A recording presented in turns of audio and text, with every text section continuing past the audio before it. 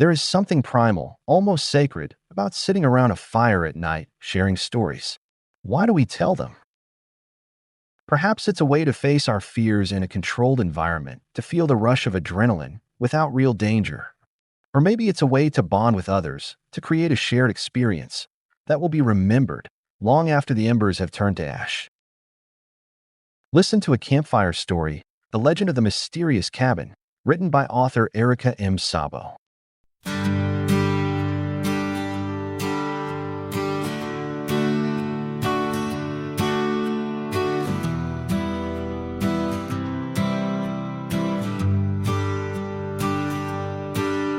The fire crackled and sparks flew in the dim light, casting a warm glow over the faces of the group huddling around the campfire. The flames reached for the sky, providing much-needed heat against the chilly night air. Jack, Peter, twin brothers Sam and Charlie, all in their late 60s, sat together by the fire with beers in their hands. They had grown up in the same small town, near the woods. After graduating, 3 of them moved away to start their adult lives in different states. Only Jack remained, married his high school sweetheart, and started his own construction business. "Tell us a story, Jack," Sam said. "Like in the good old times when we were young." "Yes, those were good times," Jack sighed. "We were young and carefree. We all thought we could change the world." They sat deep in their thoughts for a while. The fire continued to crackle and pop as Jack's deep voice filled the silence. The group leaned in closer, anticipating a good story. "My grandfather told me about the cabin after the Witherby brothers disappeared." "I remember," Peter said. "The whole town was looking for them for weeks." "And they were never found," Jack replied, poking at the fire with a stick. "That's when my grandpa told me about the legend. He said that deep in these woods, there is a cabin that holds secrets and mysteries beyond our understanding." Sam's eyes widened with curiosity. "What kind of secrets?" he asked. Jack's lips curved into a sad smile before continuing. "The legends say that anyone who finds this cabin and dares to enter will never return." The group fell silent. The air seemed to chill with each passing moment, and Jack's words hung in the air like a heavy fog. But that can't be true," Charlie stammered, breaking the tension. "People go hiking in these woods all the time and come back just fine." Jack's expression displayed anxiety as he slowly replied, "That may be so, but those hikers didn't search for the cabin." Peter leaned forward, his hands gripping his knees tightly. "So what happens to those who find it? Do they just disappear into thin air?" Jack's gaze seemed to intensify as he spoke again.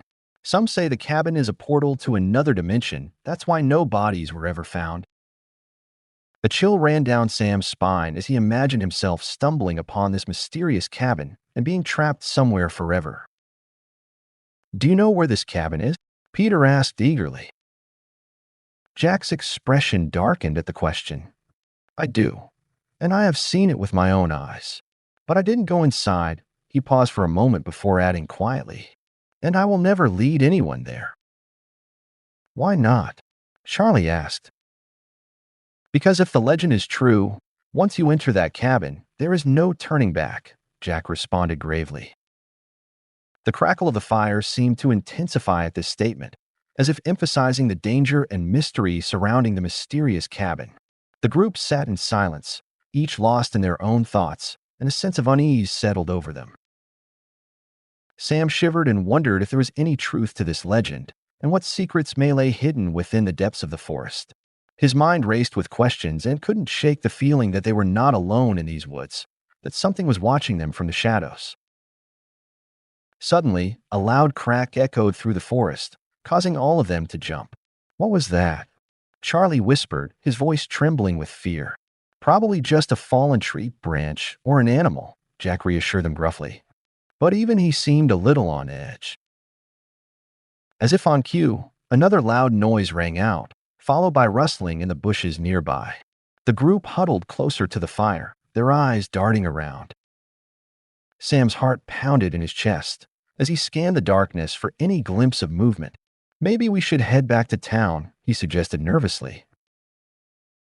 But before they could move, dark figures emerged from the shadows. As they got closer to the fire, the group saw them clearly. Just two old guys. Sam thought, relieved. The men's faces were weathered and wrinkled with age, their clothes tattered, and their long gray hair hung loosely around their shoulders. The group was surprised by the sight of the disheveled old men, unsure of what to do or say. "Are you lost?" Jack finally managed to ask, his voice shaking. One of the old men let out a low chuckle that sent shivers down Jack's spine. "Nope, we know these woods. We live here, just like you." "I've never seen you before," Jack said, frantically searching his mind. "You kiddin', old man?" The taller man snorted, his voice sounding irritated. "Of course you know us. I'm Paul Witherby, and this is my brother, Joe," he said in a raspy voice. "You can't be," Jack shouted, his voice trembling, and he shrunk back in shock. Thoughts began to swirl in his mind. Could it be? Nah, it's impossible. Could these old men be? Jack swallowed the nervous lump in his throat and asked as if he was talking to teenage boys, "What are you doing in the woods so late, boys?" The man, who said he was Paul Witherby, gave him a sheepish look. We went to find the cabin." "And did you find it?" "We did," Paul confessed. "We searched for the treasure, but there was nothing in there but dusty old junk, so we left." "Who are these men, Jack?" Sam whispered, tugging at Jack's shirt. "I'm not sure yet," Jack whispered back, keeping an eye on the brothers. The brothers looked at Jack, astonished. "Can't you recognize us?" Paul shouted. "Do you know me?" asked Jack, forcing himself to stay calm. "Of course I know you. You're Jack's father," Paul shouted and leaned closer to his brother while keeping an eye on Jack. "Senile old fool," he whispered. Joe snickered, and glancing at the old twins, he said, "Paul, I didn't know Sam and Charlie had twin dads, did you?" "What?" Paul stammered and turned his head to look at his brother. Suddenly, he took a deep breath and shouted, "Dad, when did you get here?" Then he frantically looked around. "Joe, where are you?" Joe turned his head, and his jaw dropped. "I'm here, but where is Paul?" Sam's eyes fixed on the brothers, who stood there stunned, staring at each other with bewildered expression on their faces. Sam tugged at Jack's shirt and whispered, "What the hell is going on, Jack?"